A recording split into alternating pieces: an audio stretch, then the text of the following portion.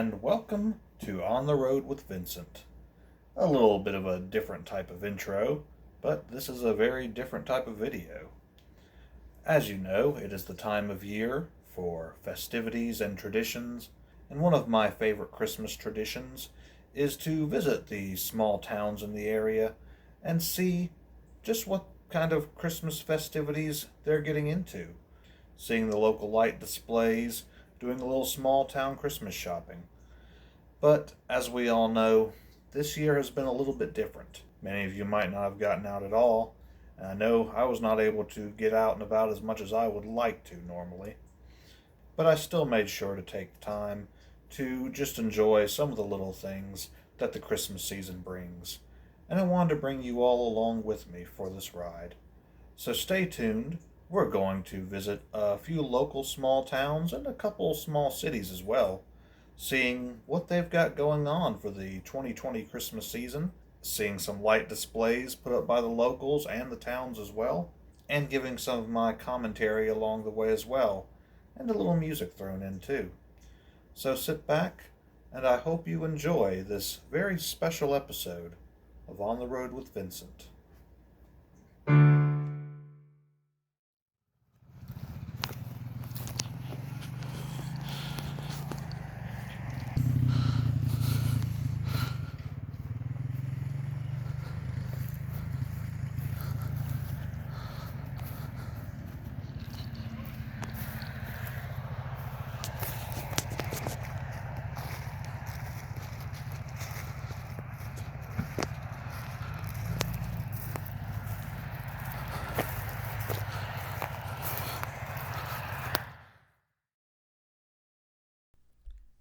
Now, the best way to kick off any Christmas season is picking out that perfect Christmas tree.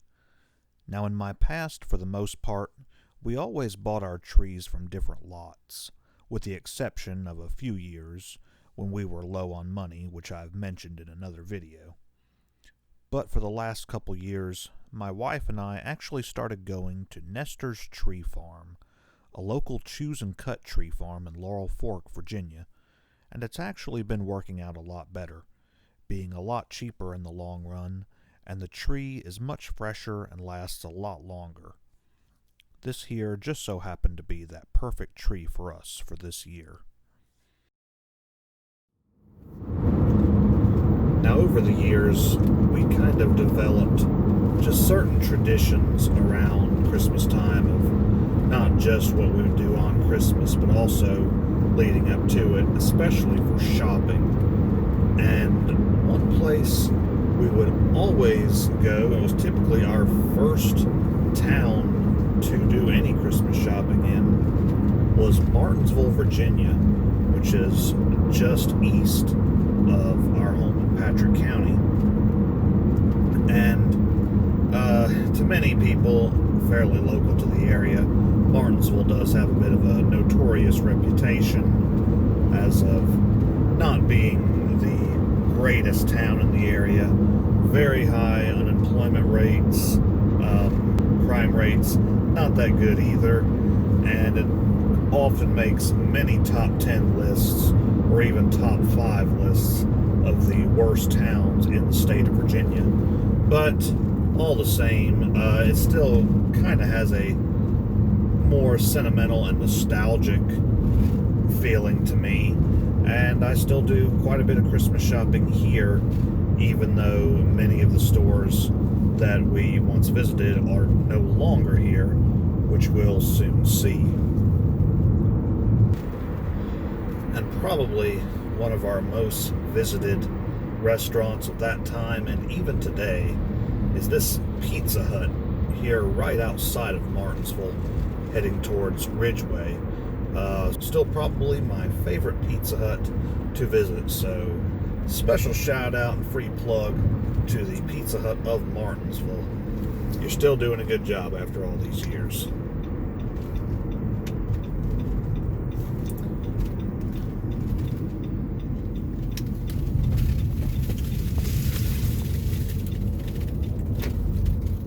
And our first stop for Christmas shopping in the city of Martinsville was typically always Kmart here on the stretch of 220 South between Martinsville and Ridgeway.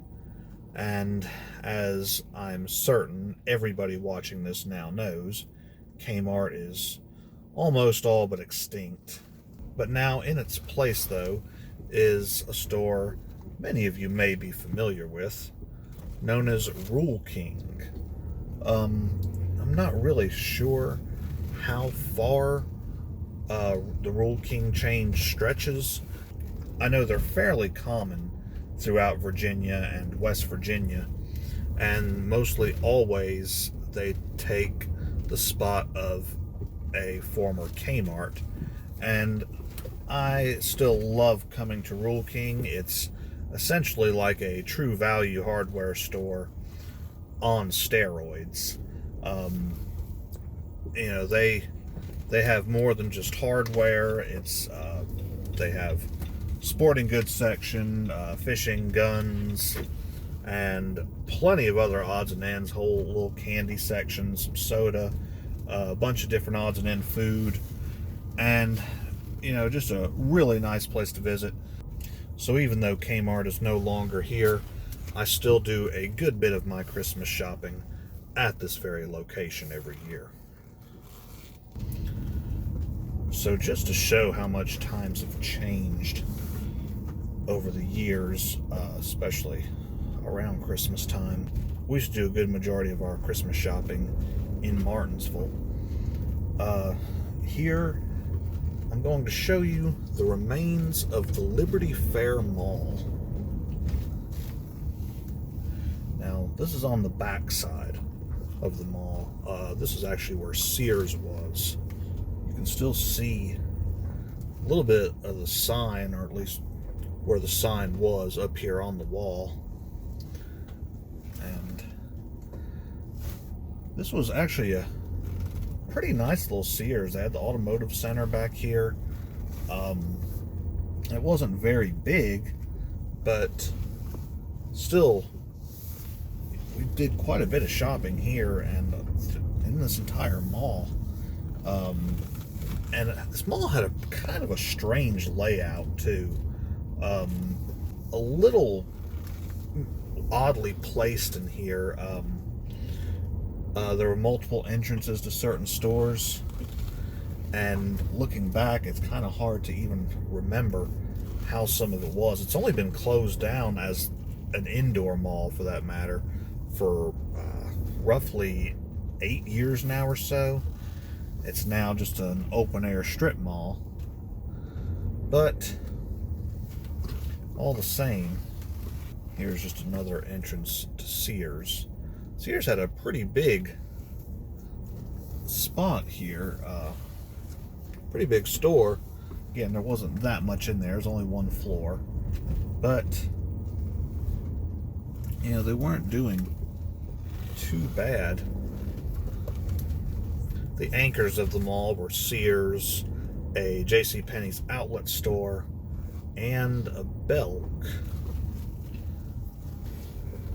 Here was just another of this was the back entrance to the mall. And pretty much everything that was inside the mall, if it didn't move to the outside or up the road, it was pretty much gone. Penny's closed down. And Belk is still open. They closed off some of the other entrances to it and those that were inside the mall. And now, here is what the mall looks like on the outside, being an open-air strip mall. You still have your main so-called anchor of Belk. Joann Fabrics was in the mall at the time, and it's actually pretty much the same location it is now, just an outdoor entrance. And you do have a K Jewelers, but a lot of these stores are your typical strip mall stores, not really indoor mall. Now you do have a GNC here, and a couple cell phone places, Rack Room Shoes, Maurice's. Quite a few of these, I believe, were in the mall as well. Route 21 right here. But then they actually cut out this entire portion of the mall where JCPenney's was. It was kind of in the middle of everything. And they extended this little strip here, which now has a Dunham Sports, which I do still quite a bit of Christmas shopping here, and a little bit at Marshall's as well. And the mall is no longer called the Liberty Fair Mall. It's now just known as the Village of Martinsville. But a lot of people who are not local or haven't been here that long probably wouldn't believe how big the mall actually was at one time, and very nice mall too. They went pretty much all out at Christmas time. Of course, like most malls, they had a place for kids to sit on Santa's lap and take pictures and all that. Had nice Christmas displays in there. And, I mean, I remember at one time they had this huge piano sale going on. I don't know where that was out of, but they had all these pianos in the middle of the mall. And I just remember looking at them, and I was a kid at the time. Of course, I didn't know anything about playing piano then. And then some of these stores right here, City Trends, and I believe Dollar Tree as well, were also in the mall.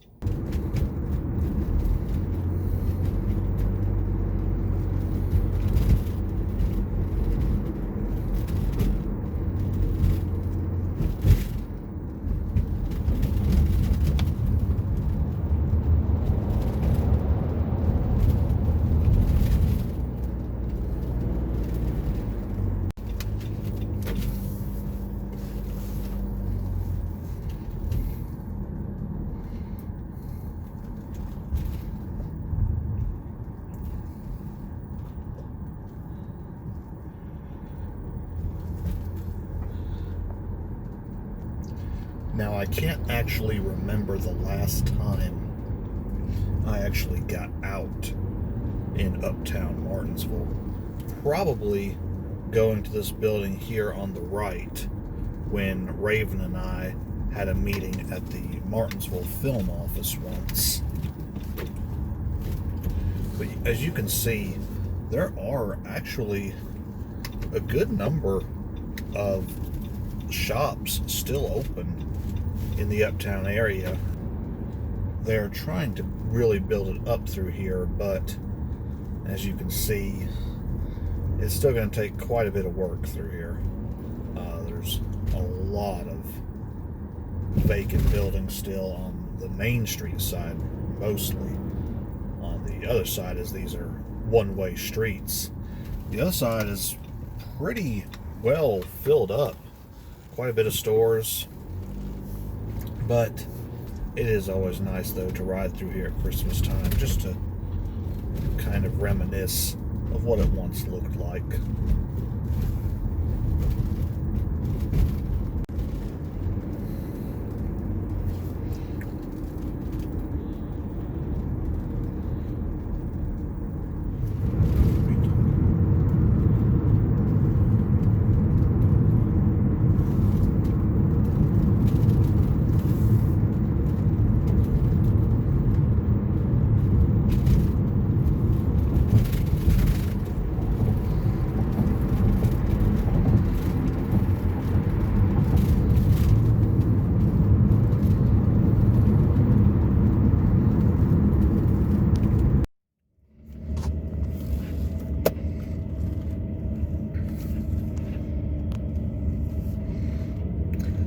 And while it is sad to say that Patrick County's county seat of Stuart, Virginia, really doesn't have much in the way of small business, it is nice to see that they do still take the extra minute to put up a nice little display on Main Street.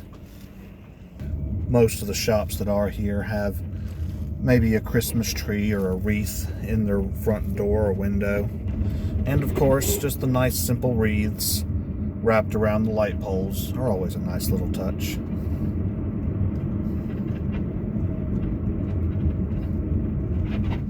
Now, just outside of Stewart and Patrick Springs, around the Moorfield Store area in Patrick County, is a road known as Ayers Orchard. And down this road is the house who probably puts the most effort into their Christmas display every year. It may not be the most lights in the county at one house, but there is a little extra charm added to it. Now, this is probably going to get me a copyright strike, but it's just not quite the same without the music. And while this may be something you've seen other people do to bigger extents, around here, this is pretty special.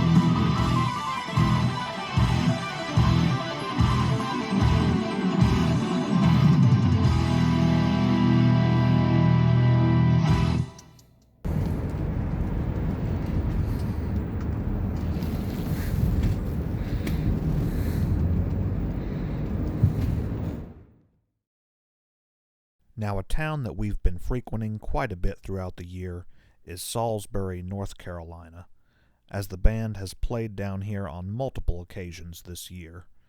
But we decided to come here one day to do a little Christmas shopping, and I must say, this town has all the small town charm at Christmas that I look for. A very nice downtown area, plenty of local shops, and of course they put forth quite a bit of effort for their Christmas display, with lights on almost every lamppost, garlands strung up across the streets, and a display of some type in the majority of the shop windows.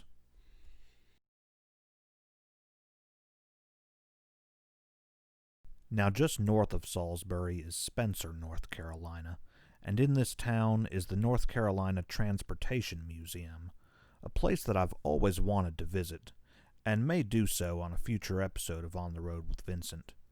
But something very nice that this museum and the town itself does is their own light display. As the museum offers train rides during business hours under normal circumstances, and typically in the winter, they would have lights all along the tracks, which you would then pay for a Christmas train experience. But unfortunately, due to the pandemic this year, they have restricted it to drive-through only, which is still nice, but does kind of lose its charm without the train ride. What you just saw was just a little bit of the display as seen from the highway, though. Now, a little closer to home is the town of Pinnacle, North Carolina, just across the Stokes County line. And in this small town is a road known as Bradley Road, which offers one of the nicest Christmas displays in the entire area. This family has been putting up these lights for quite a few years now, and every year it seems like they do something a little bit different. The displays have kind of shrunk and gotten bigger at certain of the houses throughout the years, but again, it is always changing, and they're always coming up with some new idea of a display. These little trees here on the side are actually just small stakes with strings of lights ran up and down them. In the day, it doesn't look like much, but at night can look like an entire forest of tiny Christmas trees.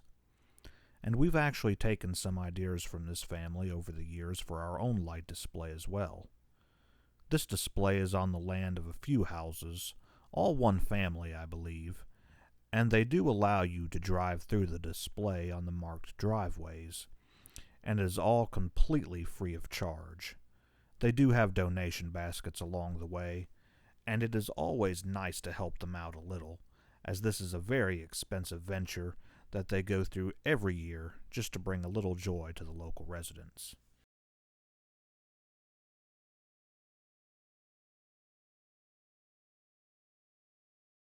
As you can easily see, they put quite a bit of effort into this display, working for a few months to get all of these lights up.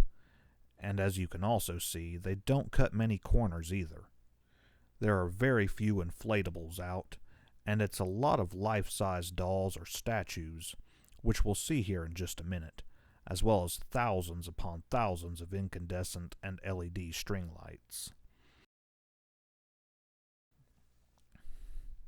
Now, just to put forth a little bit of my own opinion on Christmas displays, I feel that people in the last few years have gotten lazy with them. I understand it's a lot of hard work, and I do understand this from personal experience, as when I was in high school, my family prided ourselves in having one of the largest light displays in the county. That has since tapered off since I've left home, but we didn't cut any corners either.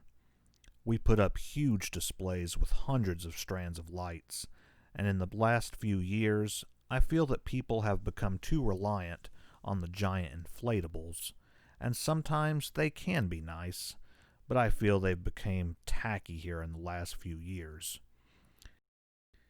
Here he has little stall windows that he's adorned with numerous different Christmas scenes, and another piece of light display that I'm very sad has kind of gone to the wayside are the little blown plastic light fixtures, much like you'll still see in nativity sets today, or sometimes snowmen, Santa Claus, or little tin soldiers.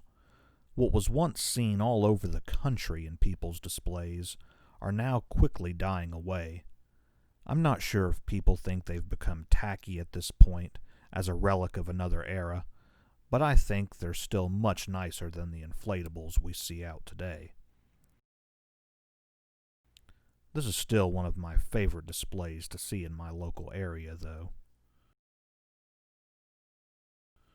Now just up the road is Pilot Mountain, North Carolina, which has my favorite streetlight fixtures of any local town, alternating angels, Santa Claus, and reindeer, much nicer than the boring snowflakes of most towns now. And just outside of Pilot was once a walk-through display that rivaled that of the one in Pinnacle. It was open for quite a few years and was very nice and very detailed, and the walk-through factor made it all the better. The couple finally closed the attraction just a few years ago. Now all that's left is the small nativity scene. Now just west of my home in Patrick County is the small mountain town of Galax, Virginia, nestled right between Carroll and Grayson County. And here along Main Street, known locally as Old Town, is yet another very nice local light display, which we'll see here shortly. Now Old Town Galax to me is kind of hit and miss. There are many nice shops along Main Street, but there are also very many vacant buildings as well.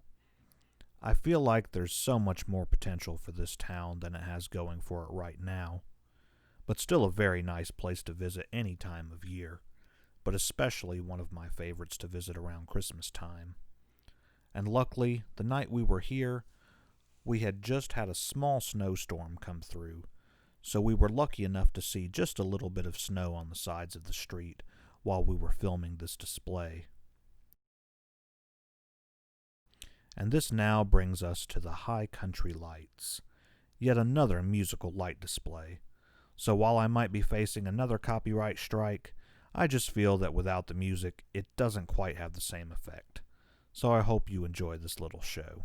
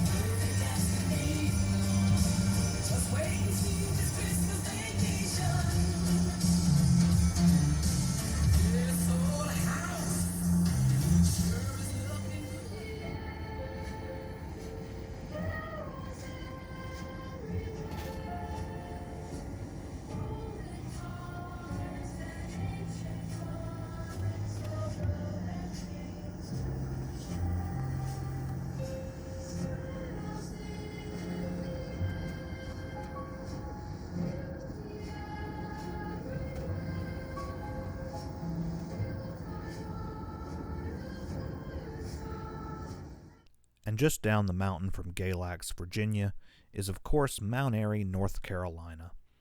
Now I will be completely honest in saying that I believe Mount Airy has the most boring light display or setup of any small town in the area.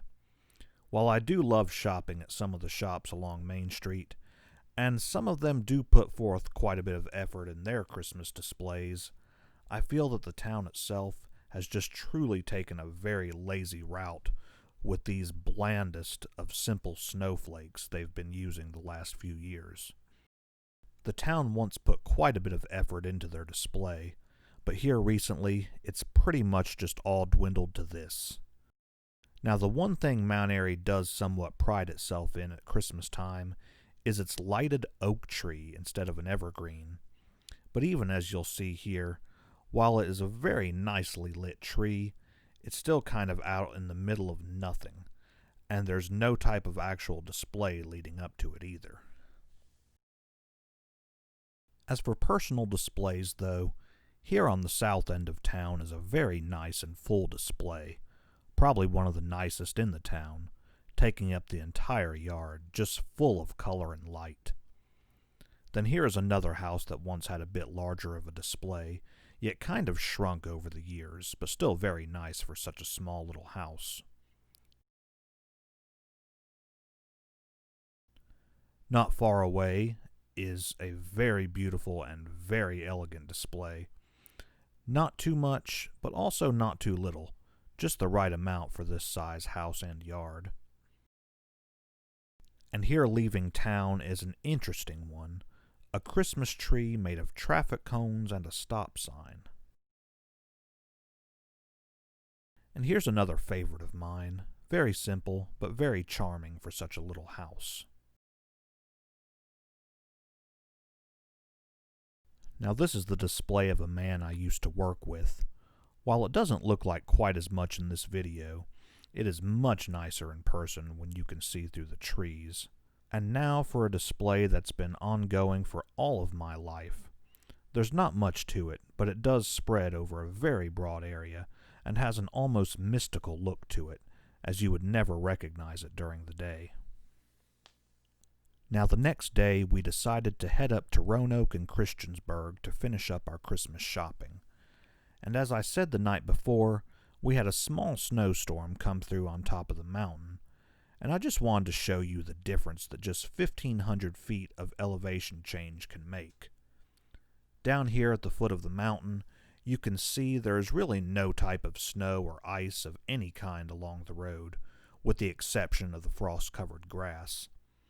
But as we climb up Tuggle's Gap, known locally as Floyd Mountain, along Virginia Route 8, you'll see when we get to the top what a different world it can be. Now this mountain has always had a somewhat nostalgic factor for me.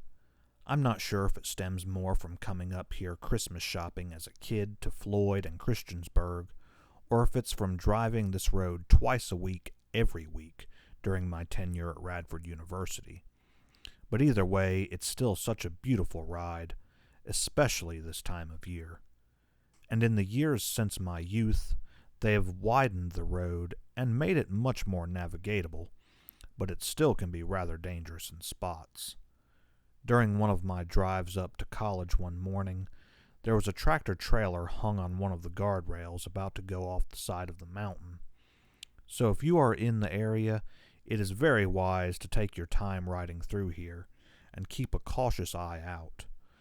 And again, especially in the wintertime, definitely be more cautious.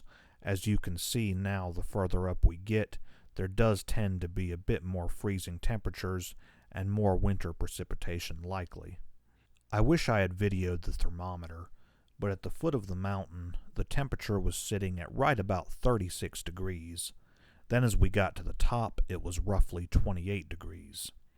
I'll never forget one winter day, riding up to school in my very first car, a 1989 Ford Taurus, when the engine completely gave out 2/3 of the way up the mountain, in the freezing cold temperature.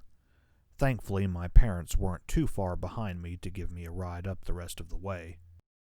Now along the top of the mountain, at an elevation of roughly 3,000 feet, you can see ice still clinging to the trees very heavily, and just under an inch of snow along the sides of the road. This continued for most of the way until we started heading into the Roanoke Valley, dropping an elevation where the roads looked just about the same as they did back home. Now a place that you've seen multiple times on my channel is the city of Roanoke, Virginia. Not necessarily a small town, but a small city, and yet they have many of the same charms at Christmas that a small town does. Displays all along the street, and here along the market square is a very quaint little Christmas setup, and a very nice place to do some Christmas shopping.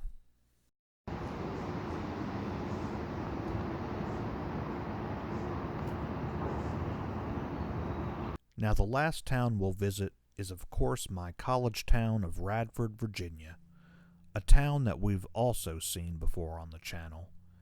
And while I'm not the biggest fan of this town, it does also hold a bit of nostalgia for me because of my time here.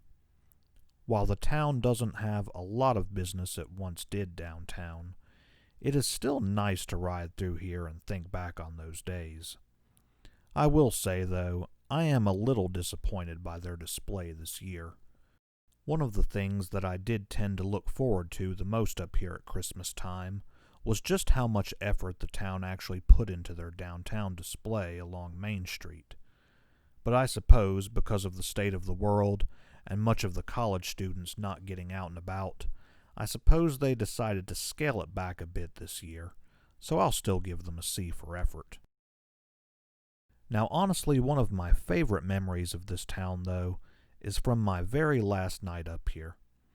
It was a night just like tonight, right around this time of year, when I realized I wasn't coming back here for school anymore. So I set out, and while I was a little mad at the situation at the time, it was almost a sense of freedom coming over me, knowing Christmas was right around the corner, and a new chapter of my life was beginning. And right near my house, at the foot of Squirrel Spur Mountain, is another very nice display over a very large yard. And while I do think there is a little extra room here that more lights could go, this is such a big yard that it would take a few hundred more strands of lights to fill all of this empty space.